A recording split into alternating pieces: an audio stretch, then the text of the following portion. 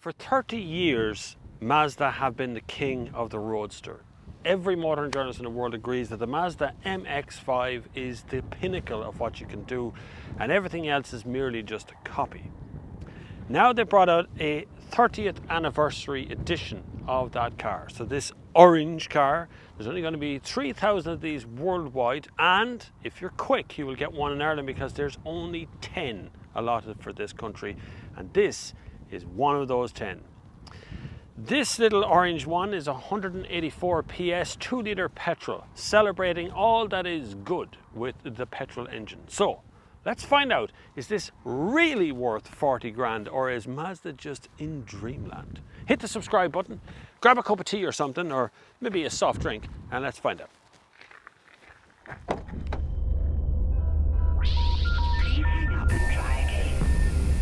It's hard to believe the MX5 is actually 30 years old. Feels like yesterday that I was driving like Generation 3.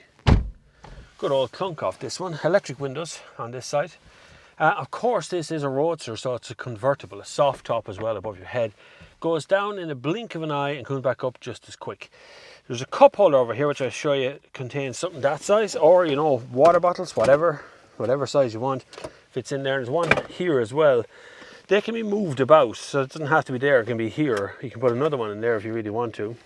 It actually has a CD player back here in the back, and a little kind of cubby hole here behind my head, which has the manual and things inside it. I'll come to the handle of dropping the roof in a second. Up front, this is a pure roadster. I'm sitting behind the wheel, I'm sitting very flat, my legs are stretched out in front of me. That's roadster style, so that feels like my butt cheeks are kissing the road as I drive along, which is not bad because I can touch the ground outside just by leaning out. The orange touches and stuff are all 30th anniversary, not available on normal MX5s. The MX5 actually starts about 28.5 grand in this country, so it's not unaffordable. This one is a lot of money because a lot of Alcantara here and there, you know, Recaro seats and stuff have been put in, so the price has been driven up a good bit. Now, there's a little convenient cubby hole here for phones if I go inside, and 2 USB ports beside that. Great. 2 heated front seats. When I say front seats, they're the only seats. There is only 2 seats in this car. Then you have the snappiest 6-speed gearbox, and you've got a beautiful setup on a steering wheel. The fly in the ointment, the letdown, is as always with Mazda, apart from the current ones, is that infotainment system. If I start up the car, you'll see what I'm talking about. Make sure that we don't get any nasty surprises on the old radio. We nearly did there. See, copyright infringement. You know about these things. So this old system that's in it, well, it isn't great in fairness to it. You know, you can get away with most things. It does have Apple Carplay. Now, I will preface that in that when the car is moving, CarPlay doesn't work. So you don't have a touchscreen anymore. Once the car, this is actually a touchscreen when you're parked, right? But when you're driving, when you need it to be a touchscreen, it's not a touchscreen. That turns off. Not annoying for anybody. I think that's kind of annoying. But anyway, this system is going away in Mazda, so be aware that the current crop of Mazda 3 is showing a light where this is actually going to start going soon. So this is the run out of that model. This is powered by 184 PS 2-litre petrol. Sounds fruity. It is. It does sound really well. It sounds better with the roof down. So I have no problem with the interior of this. The interior of the Mazda MX5 has been that way forever. It's gorgeous. It's a beautiful thing to behold. It's very comfortable even on a long journey. It's actually fairly fuel efficient as well. Speaking of fuel efficiency, we're going to take a drive for a minute, but what I'm going to have a look at real quick is the boot space and this, dropping the roof of this, see what that's like. Okay, so releasing the roof here is fairly straightforward. You just pull a big handle and then just push. That goes back, and all of a sudden you're getting sunburned with the best of them. Yes, I do mean you will get sunburned in this country in a car like this, because we don't believe you're getting sunburned, but you really actually are in this kind of weather. Anyway, so the boot lid is here. The button for it is secreted underneath there. You can do it from the keys as well. In here is actually a big trunk. I mean, it goes in fairly deep, and I'm quite happy with that. You can fit a lot of stuff in it.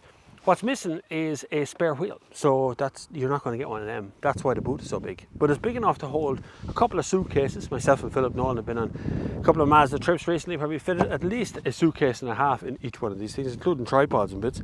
All my stuff fits in there perfectly. Listen, it's such a cute little boot lid. Listen, cute little boot lid. It's such a cute little sound, isn't it? Anyway, let's go for a spin in the little roadster, and we'll keep the roof down as well, even though it might rain. So, like I say, you can put a cup holder here behind you, which I do have, and I have a cup holder here in front of me, which makes the car very usable. Now you can have this. There's a Fiat version of this car as well. It's a 124 Spider, which has a better name because it's Italian. MX5 is Japanese, but I like the MX5. Look at this thing. Now I'm going to crawl out of here because there's sheep, of which probably talk to me. To put the windows back up when they're finished, put the roof down, by the way. I might leave the roof down, I think, for this review because, well, it really is my duty as a convertible driver to be sure that I am driving a car on a sunny day with the roof down. Be aware, if you're a bit bald or thinning out, it's a good idea to stick a hat on, or you could put a bit of sun cream on your buns, you know. By the way, you got to look after your little head because you get skin cancer. Nobody wants that, lads. Nobody wants that. Anyway, 184 PS from a 2-litre petrol up front, which is just, it's a lovely buzzy little engine, but it's a livable engine. It's not an engine that's going to annoy the crap out of you over time. It's an engine you can drive really slow or really fast, whichever one you want to do.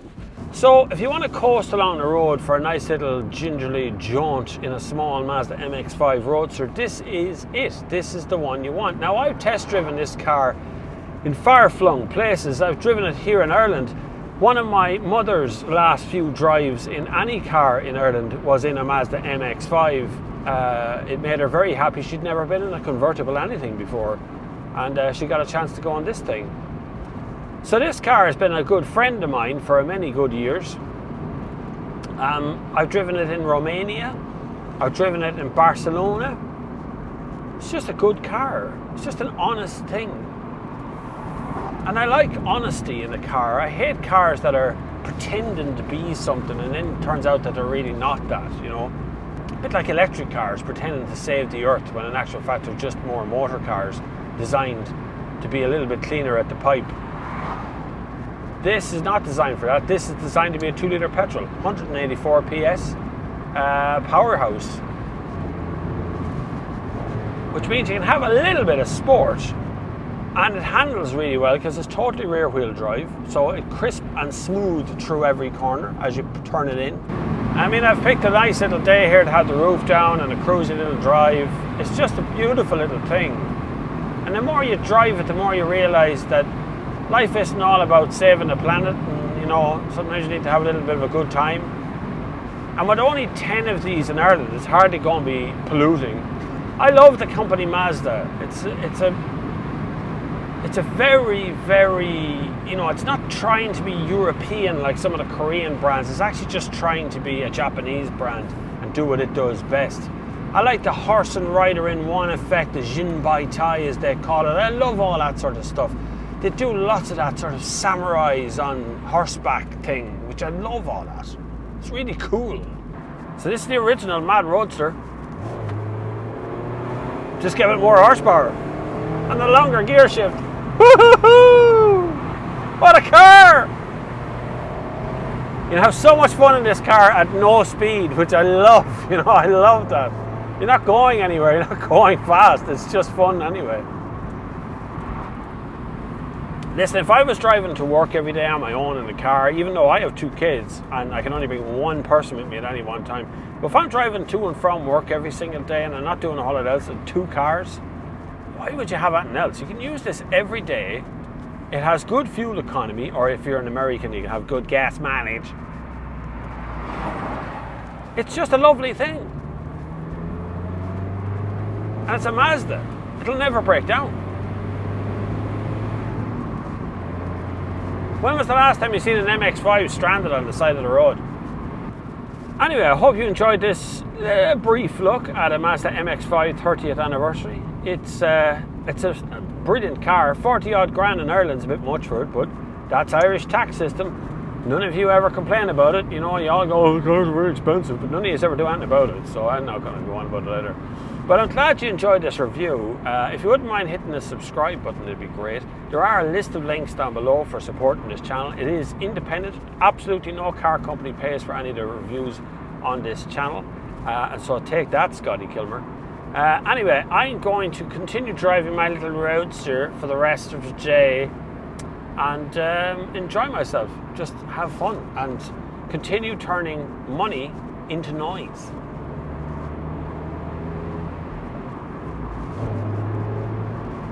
Wait.